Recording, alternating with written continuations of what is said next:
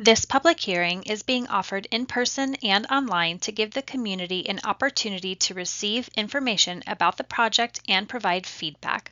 This hearing is being conducted virtually through GoToWebinar on Tuesday, October 14th, 2025, and in person on Wednesday, October 15th, 2025.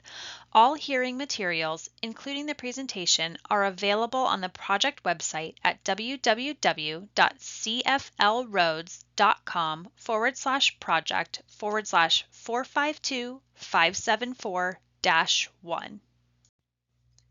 The purpose of tonight's public hearing is to provide you with information about the proposed improvement, including its conceptual design, the alternatives being considered, and the potential social, economic, and environmental impacts, both positive and negative, on the community.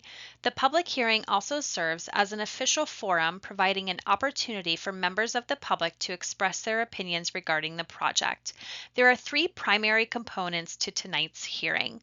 First, the open house, which occurred prior to this presentation, where you were invited to view the project displays and to speak directly with the project team and provide your comments in writing or to the court reporter. Second, this presentation, which will explain the project purpose and need, study alternatives, potential impacts, both beneficial and adverse, and proposed methods to mitigate adverse project impacts. And third, a formal comment period following this presentation, where you will have the opportunity to provide oral statements at the microphone, or you may provide your comments directly to the court reporter or in writing.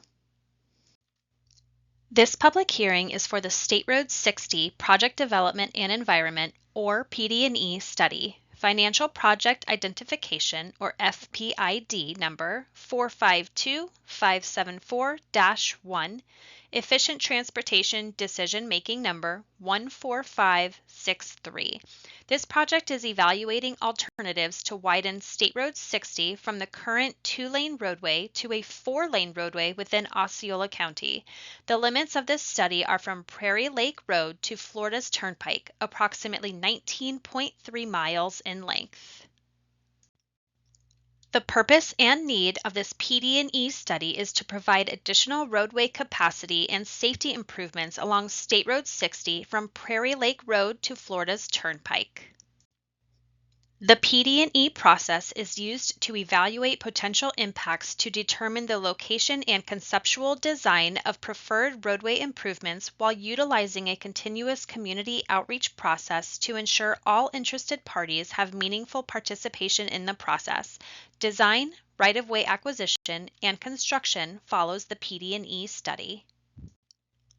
State Road 60 is located within the jurisdiction of MetroPlan Orlando and Osceola County. Funding for the PD&E study is currently included in the Florida Department of Transportation, or FDOT, 2025 through 2030 work program. Funding opportunities for the future design, right-of-way, and construction phases are currently being identified and will be incorporated in the MetroPlan Orlando Cost Feasible Plan, Transportation Improvement Plan, or TIP, and the State Transportation Improvement Program, or STIP. The existing roadway from Prairie Lake to Kenansville Road, or US 441, is a 2-lane rural roadway with 12-foot lanes, paved shoulders, and open drainage ditches with a 60-mile-per-hour posted speed. The roadway right-of-way is generally 100 foot in width. Additionally, there are 2 passing lane sections and a 2-lane bridge over Blanket Bay Slough. A 3rd passing lane section is currently under construction and is scheduled to be completed in summer of 2026. The existing roadway from Kenansville Road to Florida's Turnpike is a 2-lane rural highway with a 2-way left turn lane and a posted speed of 45 miles per hour. This section of roadway maintains 12-foot lanes with paved shoulders and open ditches. The right-of-way varies between 66 and 100 feet. The 5-year crash history for State Road 60 within the project limits documented 334 total crashes with 9 fatal crashes between year 2020 and 2024. The most common crash type within the study limits are rear-end crashes, accounting for 25% of total crashes, followed by left turn, side swipe, and off-road crashes. Head-on collisions accounted for 7 of the 9 fatal crashes. This graphic shows the highest density of the crashes occurring near Florida's Turnpike interchange. Average annual daily traffic, or AADT, across State Road 60 within the study area currently ranges from 10,000 to 14,000 vehicles per day. The future AADT is projected to increase 140% over the next 25 years and range between 24,000 and 29,500 vehicles per day. Approximately 34% of the vehicle traffic are trucks. The study evaluated improvements to State Road 60 to meet the purpose and need. These improvements include widening State Road 60 to 4 lanes and evaluated both a north and south widening concept. Based on this evaluation, the north widening concept results in fewer impacts to protected species and conservation lands, as well as a reduction in relocation costs associated with the gas pipeline to the south, and was selected for detailed analysis as the build alternative. The project also considered a no-build alternative. The no-build alternative assumes the existing 2-lane roadway remains and no improvements will be made within the study corridor beyond maintenance activities and currently programmed improvements. The no-build alternative does not meet the project purpose and need because it does not address future travel demand or needed safety improvements. The build alternative was selected as the preferred alternative and includes widening State Road 60 to 4 lanes throughout the study limits. Between Prairie Lake Road and Kenansville Road, the preferred alternative generally widens State Road 60 to the north and consists of a 4-lane divided roadway with a 40-foot median, 12-foot travel lanes with paved shoulders, and a 65-mile-per-hour speed limit. The preferred alternative utilizes a combination of pond sites and linear swales for drainage and stormwater treatment. The required right-of-way varies from 188 feet to 266 feet. Additionally, the existing bridge over Blanket Bay Slough will be replaced with 2 separate bridges for eastbound and westbound traffic. Between Kenansville Road and Florida's Turnpike, the preferred alternative consists of a 4-lane divided roadway with a 22-foot raised median and 12-foot travel lanes with paved shoulders and a 45-mile-per-hour speed limit. This section includes multimodal facilities for pedestrians and bicyclists, including 7-foot buffered bike lanes and a 6-foot sidewalk. The preferred alternative utilizes curb and gutter drainage and pond sites. The required right-of-way width is 132 feet and includes widening to both the north and south of the existing right-of-way. Impacts to adjacent commercial properties are minimized by shifting the alignment through this section. With the proposed 4-lane divided typical section, the project will introduce a divided median. There are no proposed driveway access modifications in the PD&E concept plans. Median openings provided throughout the project are included to allow for left turn as well as U-turn vehicular movements. The location and type of openings are determined for safety and reasonable access. Currently, State Road 60 is designated as Access Class 3 based on roadway characteristics. The study recommends no change to the access classification. The preferred alternative is anticipated to improve safety. Construction of a divided highway and dedicated left turn lanes are anticipated to result in a 28.8% reduction in total crashes and a 42.6% reduction in fatal and serious injury crashes over a 20-year period. Stormwater management for this project consists of a combination of linear treatment swales and 3 pond sites. One pond site is located at the western end near Prairie Lake Road, and 2 pond sites are located at the eastern end of the project near Florida's Turnpike. The preferred alternative was evaluated for potential impacts and benefits to the natural, social, economic, cultural, and physical environments. Avoidance or minimization of impacts to these features is a key consideration. The project was evaluated for potential impacts to federal and state-listed threatened and endangered species. The preferred alternative is anticipated to receive a determination of may affect for 3 federally listed species and may affect not likely to adversely affect, or MANLAA, for 17 federally listed species. Impacts to these species will continue to be monitored as the project advances through subsequent phases. The preferred alternative is anticipated to impact 62.2 acres of wetlands and 122.8 acres of floodplains. Floodplain compensation sites will be identified during the future design phase to mitigate floodplain impacts. There are 8 medium-risk contamination sites identified within the project improvement area. Additional assessments will be conducted during the design phase to inform measures to take during construction.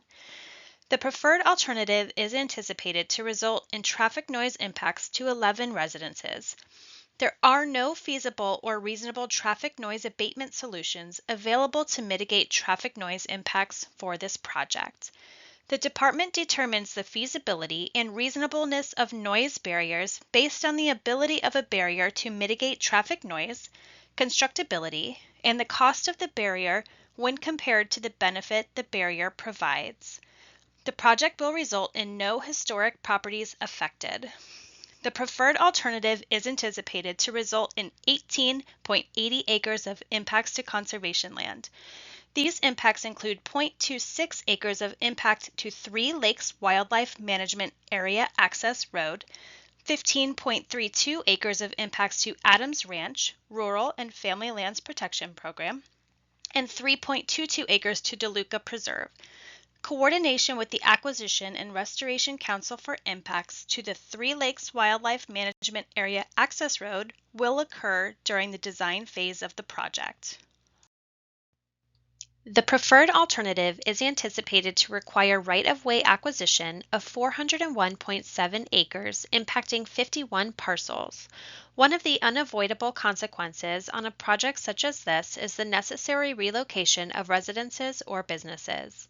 On this project, we anticipate the relocation of 4 residences and no businesses. All right-of-way acquisition will be conducted in accordance with Florida Statutes 339.09 and 421.55 and the Federal Uniform Relocation Assistance and Real Property Acquisitions Policies Act of 1970, commonly known as the Uniform Act. Exact right-of-way needs are determined during design. Right-of-way acquisition is not yet funded.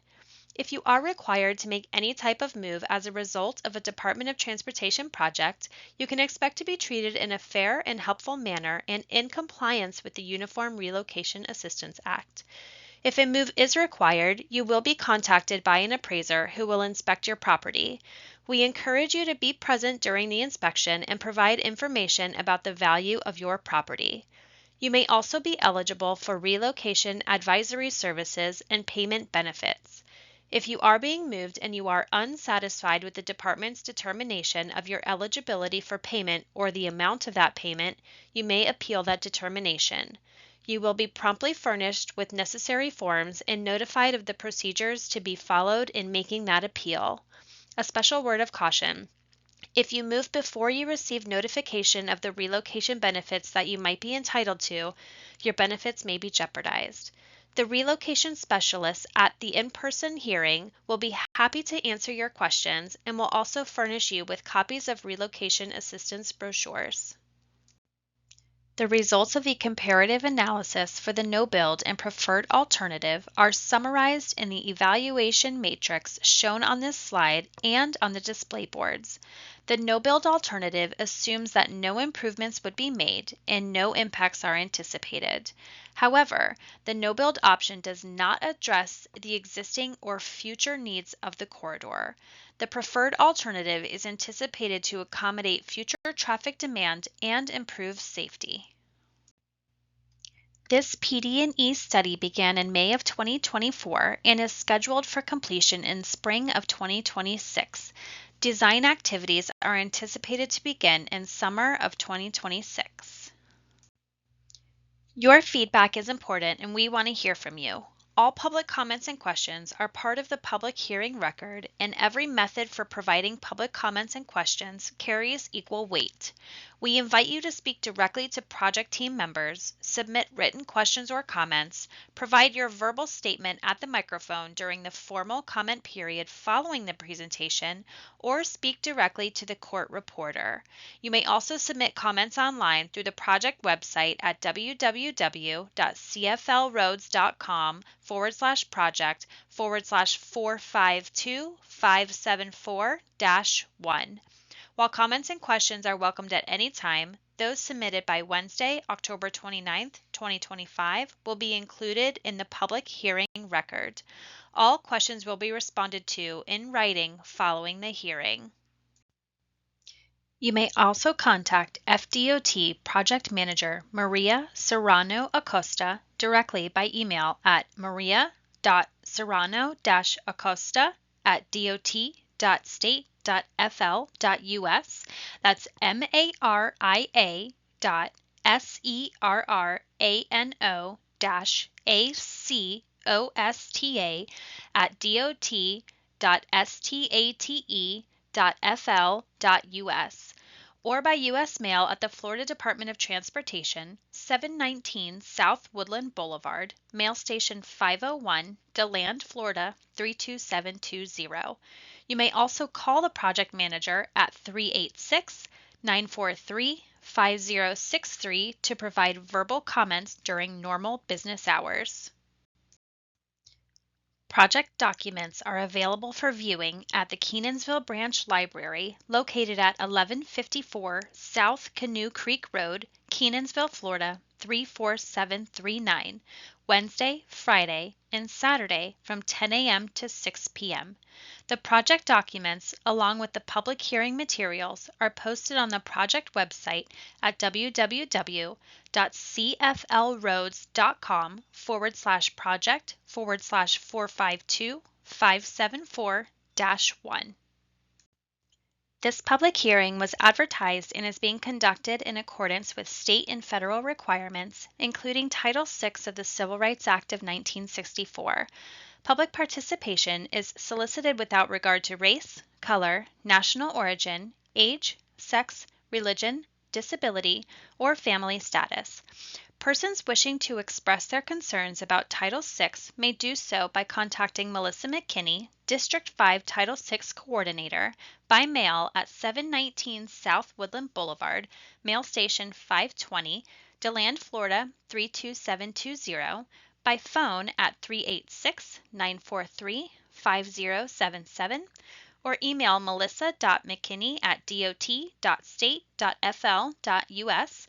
That's melissa.mckinney@dot.state.fl.us. You may also contact Al Sanders, Interim State Title VI Coordinator, by mail at 605 Swanee Street, Mail Station 65, Tallahassee, Florida 32399-0450, by phone at 850-414-4764, or email at aldrin.sanders@dot.state.fl.us. That's aldrin.sanders@dot.state.fl.us. This information is shown on a sign at the in-person location, on the project website, and in the hearing notifications. The public hearing was advertised in the Florida Administrative Register, on FDOT's Public Notices website, the project website, in the local newspaper, and on social media. In addition, adjacent property owners, interested individuals, elected and appointed officials, and government agencies were also notified about this public hearing. This public hearing was advertised consistent with the federal and state requirements shown on this slide. The environmental review, consultation, and other actions required by applicable federal environmental laws for this project are being or have been carried out by FDOT pursuant to Title 23 United States Code Section 327 and a Memorandum of Understanding dated May 26, 2022, and executed by the Federal Highway Administration and FDOT. FDOT is dedicated to working with our neighbors and communities to make sure everyone gets home safely. Please stay alert and focused on driving when you are behind the wheel.